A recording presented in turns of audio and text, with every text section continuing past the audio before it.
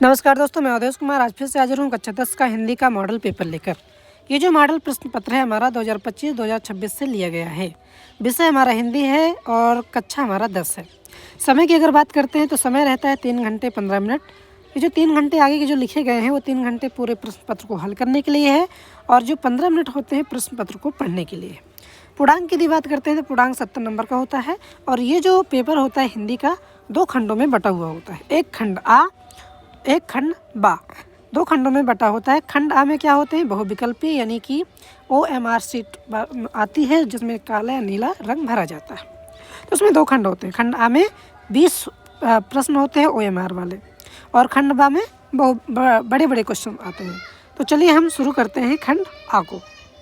सबसे पहले खंड आ को हम हल करेंगे, तो खंड आ को हमें हल करना है। तो चलिए हम शुरू करते हैं।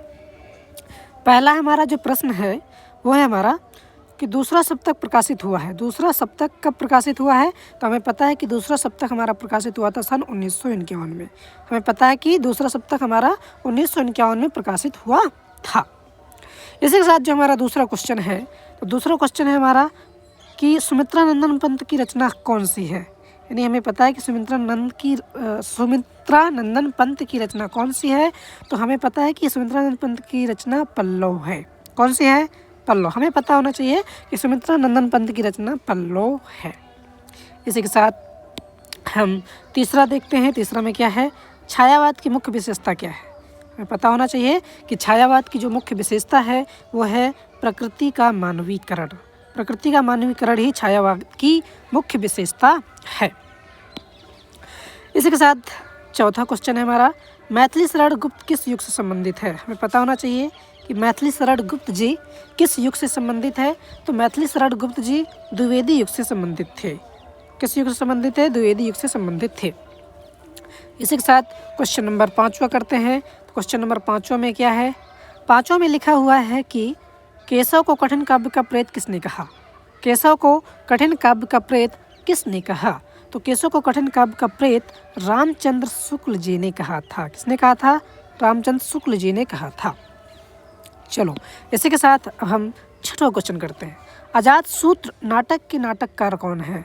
अजातशत्रु नाटक के नाटककार हैं जयशंकर प्रसाद जी हैं। कौन है? जयशंकर प्रसाद जी हैं। चलिए आगे हल करते हैं। आगे हमें देखना है कि 7वां क्वेश्चन है, इलाचंद्र जोशी की कहानियों का विषय क्या है? इलाचंद्र जोशी एक बहुत बड़े कहानीकार थे और उनकी कहानियों का विषय था मनोवैज्ञानिक। मनोवैज्ञानिक उनका एक विषय था कहानियों का। चलो इसी के साथ और अमल करते हैं। 8वां नंबर। 8वां में है, सन 1018 से 1936 ईस्वी तक का समय किस युग को बोला जाता है? प्रेमचंद युग, शुक्ल युग, प्रसाद युग, उपयुक्त सभी। तो हमें पता होना चाहिए ये शुक्ल युग के समय है। कुछ लोग प्रेमचंद का भी बोलते हैं पर ज़्यादातर शुक्ल युग का है। ठीक है, चलिए अब हम सही मिलान करते हैं। क्वेश्चन नंबर 9 इसमें मिलान कीजिए। हमें क्या करना है? मिलान करना है।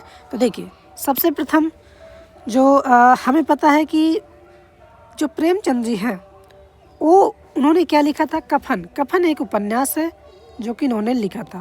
तो किसने लिखा था? तो प्रेमचंद जी ने कफन लिखा था। और मैलाचल किसने लिखा था? मैलाचल लिखा था फणीश्वरनाथ रेणु ने। फणीश्वरनाथ रेणु ने लिखा था। चित्रलेखा किसने लिखा था? चित्रलेखा लिखा था भगवती चरण शर्मा ने, इसने लिखा था। और उसने लिखा था चंद्रधर शर्मा गुलेरी।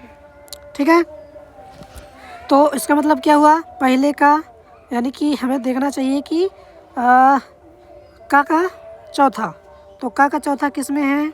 का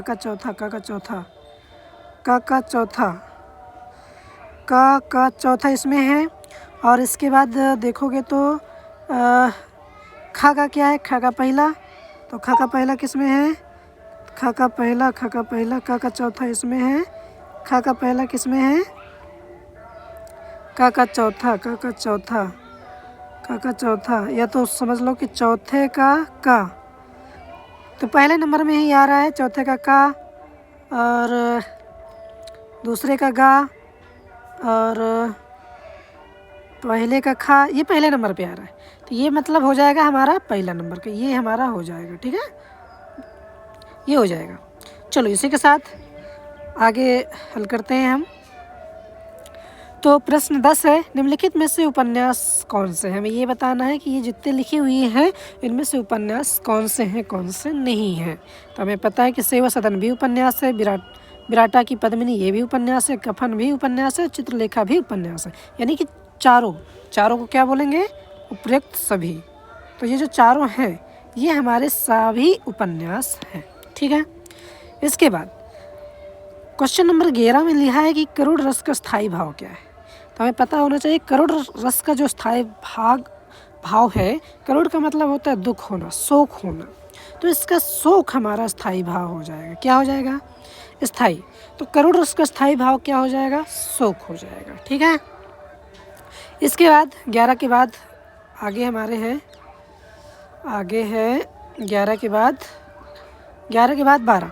तो 12 में क्या है? 12वें क्वेश्चन में है कि सोहत ओढ़े पीत पट श्याम सलोने घात, मनो नीलमणि शैल पर आतप प्रयो प्रभात। और उपरोक्त पंक्तियों में कौन सा अलंकार है? ये हमें अलंकार बताना है, कौन सा अलंकार है, कौन सा अलंकार नहीं है। तो हमें पता होना चाहिए, इसका मतलब है सोहत ओढ़े पीत। सोहत ओढ़े यानी कि पीले रंग का जो कपड़ा श्याम जी ने ओढ़ा है, पट श्याम सलोने गात, जो उनके रंग पर, सलोने रंग पर यानी सांवले रंग पर जो